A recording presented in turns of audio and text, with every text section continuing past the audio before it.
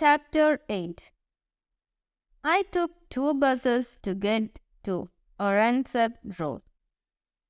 I couldn't find any regular houses there, only massive mansions. Each building looked like an institution, not someone's private home. 100 Oransep Road. I saw the sign etched in gold on a black granite plate. Concealed yellow lights lit up a nameplate, which merely stated so many. I had borrowed Shiley's blazer and shirt. I adjusted my clothes. Evenings in October had started to turn chilly. I approached the guard. "What's your name?" the guard said in a Bihari accent. He held an intercom phone in his right hand. "Madhav, Madhav Jha. I am Ria's friend." The guard eyed me up and down. He spoke into the intercom. "Ria madam's friend. Shall I send him in?" The guard paused. He looked at me. "What?" I said. "Wait, they will respond and approve." "Isn't there a party?" "Yes, in the back garden. The maid has gone to check." In college, I underwent no layers of security to meet Ria. I felt awkward standing and waiting, so I made conversation with the girl. "Are you from Bihar?" I said. "Yes, from Munger." "You?" "Dumron." "And you are Ria madam's friend?" he said. I heard the condescension in his voice. "A low class can smell another low class." "Same college," I said. The guard gave me an approving nod. He could now understand how Ria could be friends with me. The intercom rang. "Go," the guard said to me, as if he had received clearance from air traffic control. I stepped inside. A maid gestured for me to follow her. 5 expensive cars, an Audi SUV, 2 Mercedes-Benz, 1 Bentley, and Ria's BMW were parked in the compound. I entered the house and found myself in a large living room with a shiny white marble floor. Glittering chandeliers hung from the 15-foot high ceiling. 3 sofa sets, upholstered in expensive silk, were arranged in a U-shaped configuration. A teak and glass coffee table occupied the middle of the room. This is what a real palace would look like if royals actually had any money.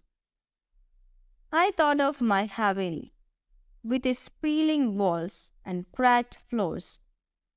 Forget chandeliers. We felt lucky if we had less than 5-hour power cuts. Suddenly, in this lap of luxury, I felt lonely. I missed home, my hostel room, and my mother, all at the same time. It is funny how class works. The moment you are placed in a higher one, a part of you feels terrified and alone. "Come this way," the maid said as she saw me stand still. We reached the back garden.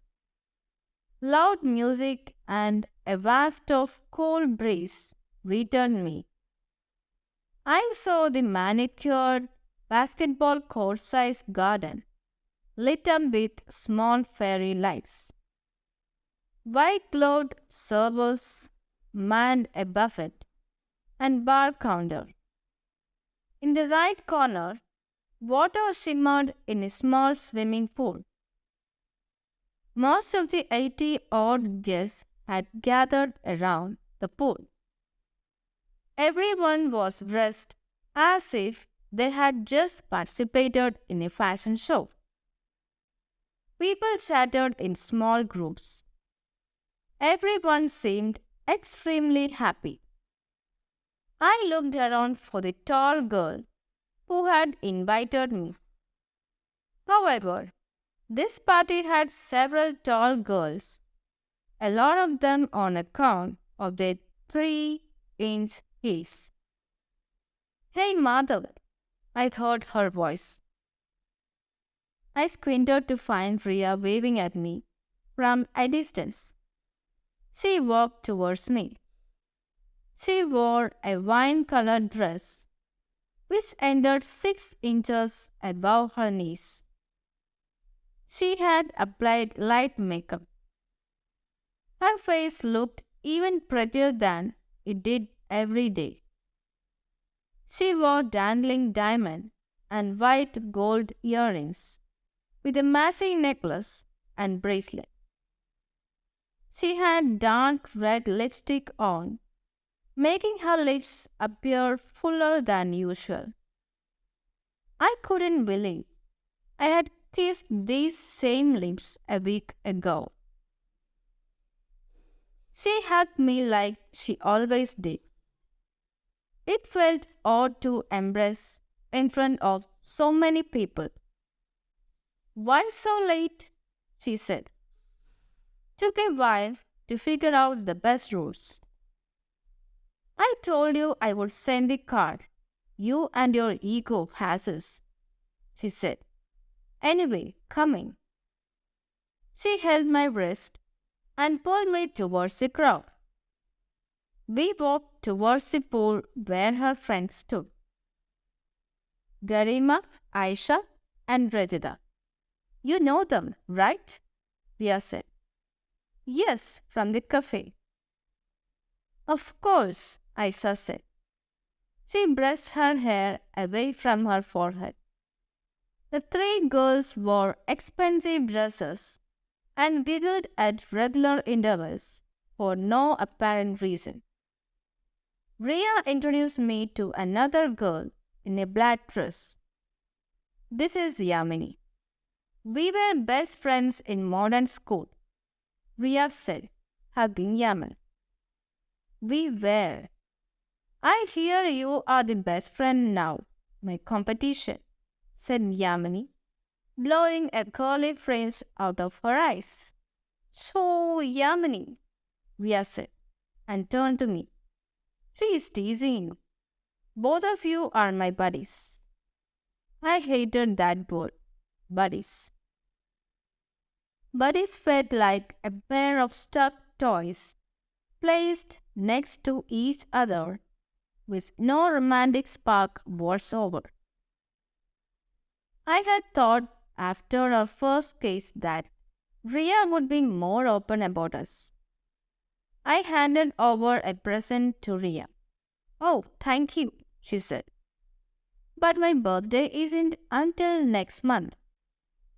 She opened the present without asking me. "What is it?" she said, as she fingered the fabric inside, trying to make sense of it. "It's a shawl," I said. I didn't have much money to afford a big gift. With winter coming, I thought this would be a nice present.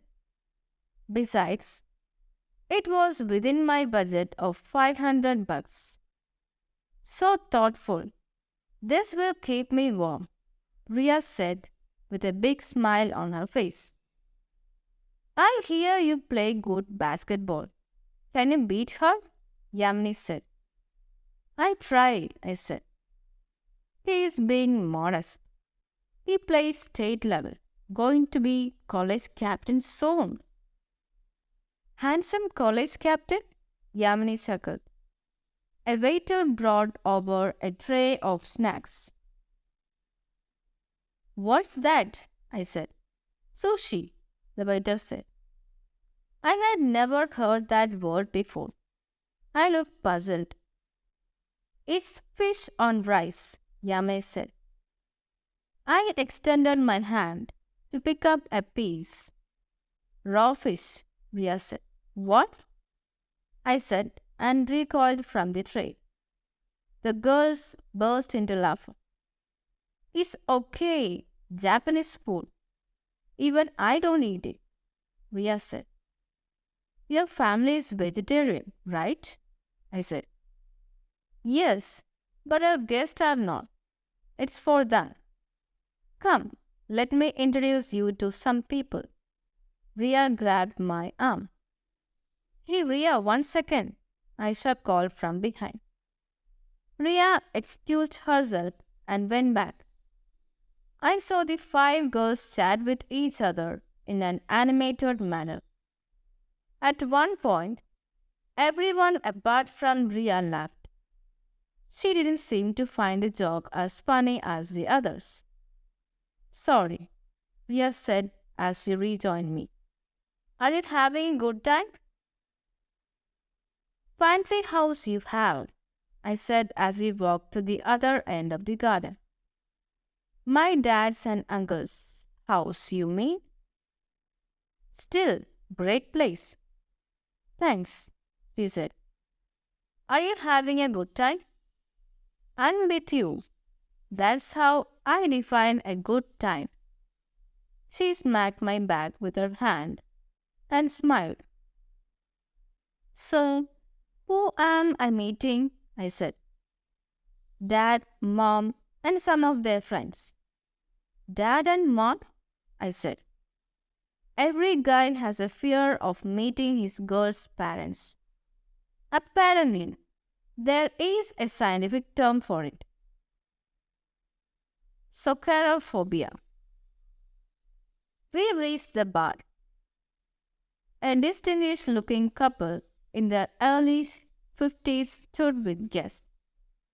Ria's parents held a glass of champagne at each. They looked like those people in the Titan Watch ads. They wore well-ironed clothes with immaculate accessories. Everything they had on was designer, including their smiles. Ria's father wore a black bandana and gold-rimmed glasses. Ria's mother wore a gold-colored silk saree. Ria, there you are, Mr. Sumani said. He put his arm around his daughter. Rohan's been asking for you. Ria extracted herself from her father's embrace and moved aside 1 step. Hi Rohan, she said. When did you arrive? Rohan was a handsome man in his mid-20s with gelled hair. He wore a black formal suit. 2 minutes ago, the parlor took so bloody long to finish my facial, Rohan said with a heavy British accent. Rohan Chandal, I learned, had come from London 3 days ago. He and his mother were staying at Ria's house for the duration of their 1 week trip. The Chandals and the Somanis both hailed from Jaipur, family friends for 3 generations. The Chandaks had a hospitality business in London. I presumed, like the Somanis, they were rich. Never mind, young man, Ria's father said, and patted Rohan's back. We are so proud of you, beta. Mr. Somani recited the story of Rohan's father, who had died 2 years ago. Rohan had taken over the hotel business at a young age and was doing extremely well. Ria and Rohan seemed to have heard the story too many times before and looked embarrassed. Mr. Somani went on for 3 minutes. I checked it against my watch. It's okay, uncle, Rohan said. I just do it to make my mum happy and proud. That's all. Ria's mother stood next to her husband throughout. Like me, she had not said a word. So, at just 24, running 6 hotels in London with 400 rooms and planning the 7th. So proud of you, son, Mr. Somani repeated, finally ending this tribute. I put on an expression of extreme awe and appreciation, as seemed to be expected of me. Not that my daughter Ria is any else. Let me tell you, Mr. Somani said. Ria interrupted him. Dad, stop, she said, somewhat rude and abrupt, considering she was speaking to her father. Mr. Somani smiled and let Ria speak. Dad, I want you to meet Madhav, a good friend of mine from college, Ria said. Mr. Somani looked at me. He paused for a second before saying hello. I had worn Shaile's best blazer and shirt, but it still didn't match the clothes of the other guests. Mr. Somani, with his impeccable taste, had noticed my less than designer outfit. Hello, Madhav, Mr. Somani said. He shook my hand in an extra friendly way, as if to compensate for the doubts of a few seconds ago. Good to meet you, sir, I said, my insecurities forcing me to say sir. Madhav, what? He said. Indians have to know your last name to place you. Madhav Jha, I said. Jha, as in Bihar. I am from Bihar, I said, familiar with the upcoming question. Mr. Somani didn't answer. Ria broke the awkward silence. And that's Mom, she said. Ria's mother smiled and folded her hands. I wished her with a namaste too. A waiter arrived with a tray of drinks. Rohan took a beer. Ria picked up a glass of wine, and Mr. Somani helped himself to a whiskey. I didn't know what to take, so I waved a no. Nice party, Somani uncle, Rohan said. Mr. Somani lifted his glass for a toast. Mrs. Somani made an eye movement to indicate that some important guest had just arrived. Someone incredibly rich or powerful, or both. Mr. and Mrs. Somani excused themselves and settled off. Ria smiled at me. I smiled back at her, trying my best to fit in. So you guys do college together in it, Rohan said. His British accent made it hard for me to understand him. Yes, different course, same college, Ria said. Rohan was an inch shorter than Ria and 5 inches shorter than me. However, his age and confidence made us seem like kids answering his questions. Basketball, that is wicked, Rohan said. Wicked? Why wicked? I said. He laughed, as if he didn't mean it in a bad way. Even Ria smiled. What? Nothing. It's such a British English thing, Ria said. I guess I didn't understand British or English things. How do you like India? I said, trying to make conversation. Grew up here, dude. I left 10 years ago, he said. I wondered if 10 years could completely change a person's accent. Stephen, sir, top college. You must be pretty damn smart, Rohan said to me. I entered through the sports quota, I said. Ria's eyes shuttled between both of us. She was our man-to-man equation. He was 6 years older, insanely rich, and far more accomplished. He also had a fancy accent, gelled hair, and lived in London. I was nothing compared to him. Yet, there was something jerk-like about Rohan Chandra. Or maybe it was just my imagination. At least I'm taller, I told myself to feel better.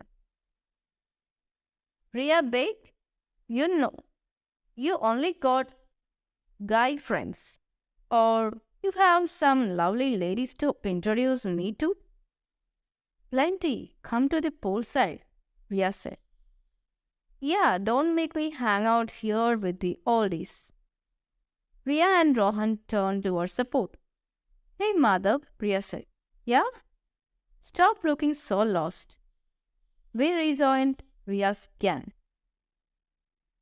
Ah, so this is where the loveliest ladies in Delhi hang out, Rohan said.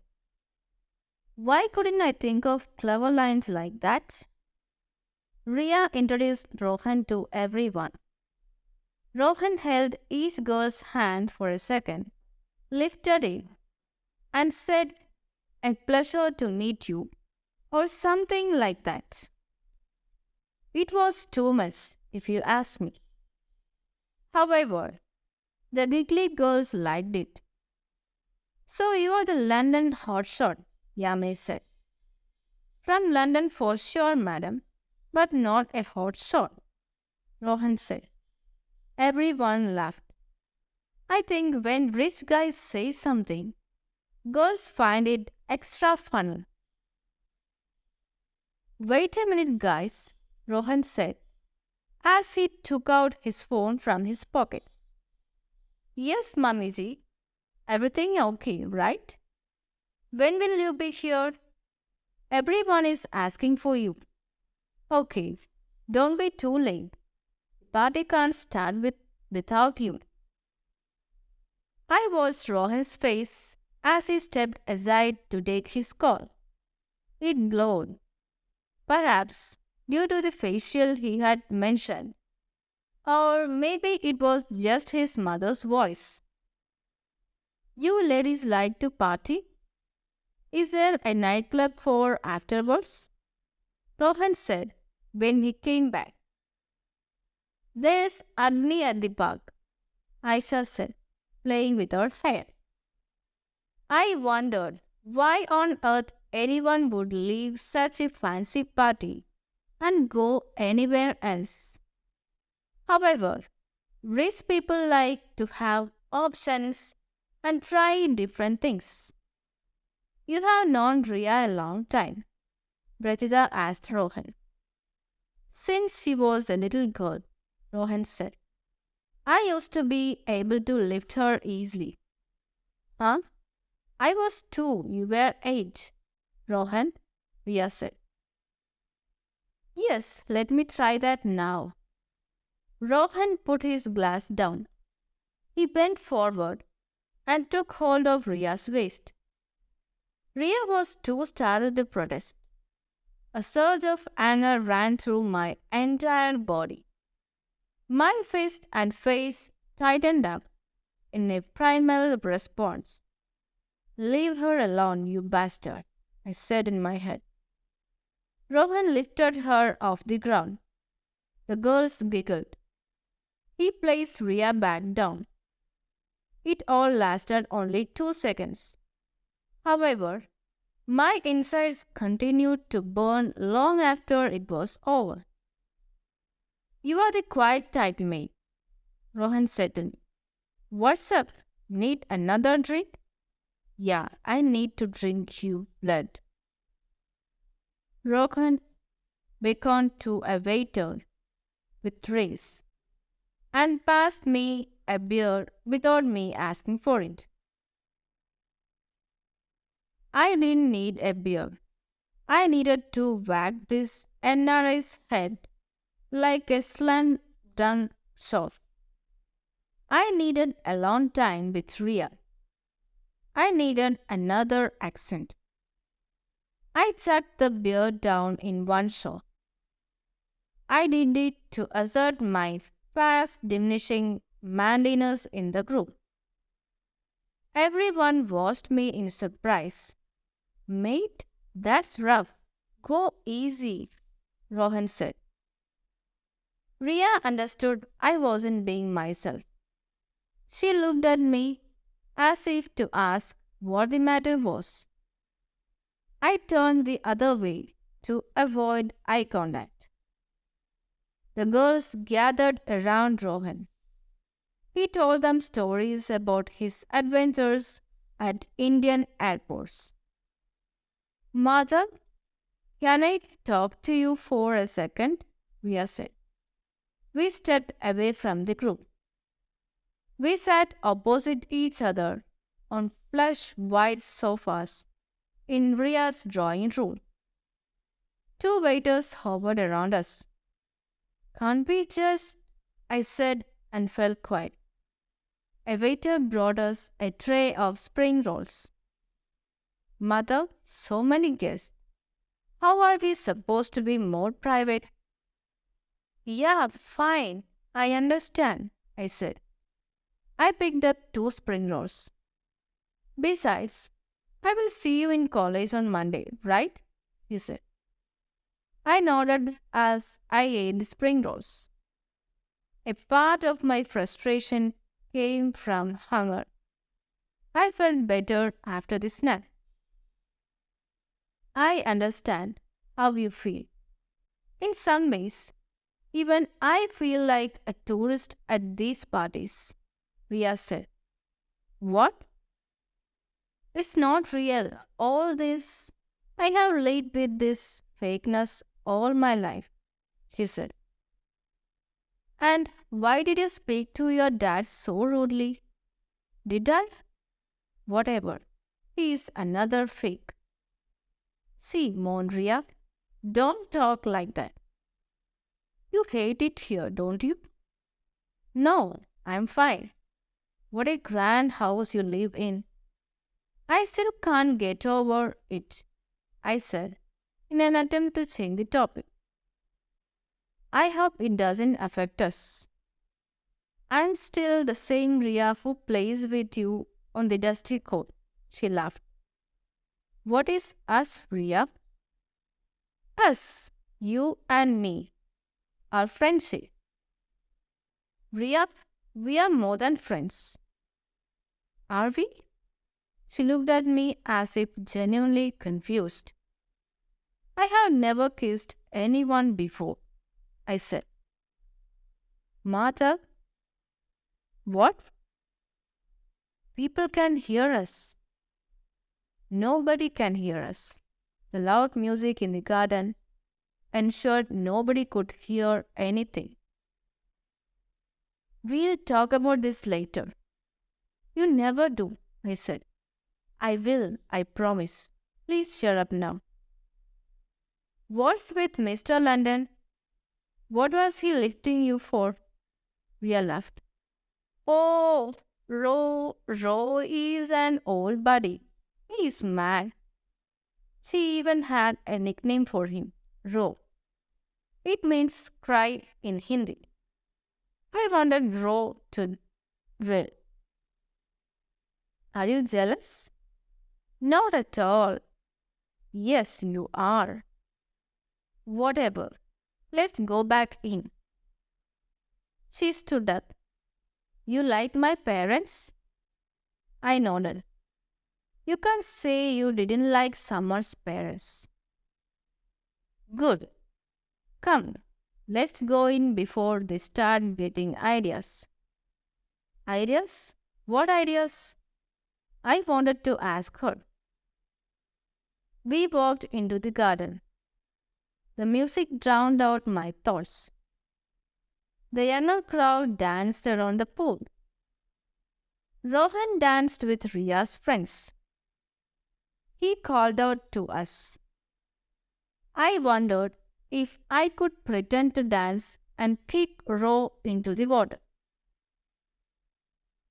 Of course, I didn't do that. I refused to dance. I couldn't embarrass myself in front of this crowd. In Dumrao, we danced like mad people. We played loud music and moved our bodies frantically. Also, men and women never danced together. Here, Rohan danced with each girl for a few seconds. Sometimes he would hold their hand while dancing, and the girl would be all giggles. What is so funny about a rich guy holding your hand? He even held Ria's hand once. She twirled around him. My internal organs twirled inside me. I couldn't do anything but look away. A waiter came up to me. Are you Madhavja, sir? He said. Yes, I said, surprised. He knew my name. I'm from Dumran too. Oh, how do you know I'm from there? The guard outside told me. Nice to meet you, sir. Feels like I have met someone from home. The waiter spoke to me for a few minutes, shook my hand, and left. Ria raised her eyebrows from the dance floor, wondering what I was doing with the waiter. I shook my head and smiled. There are things some people can never understand. There is no point telling them.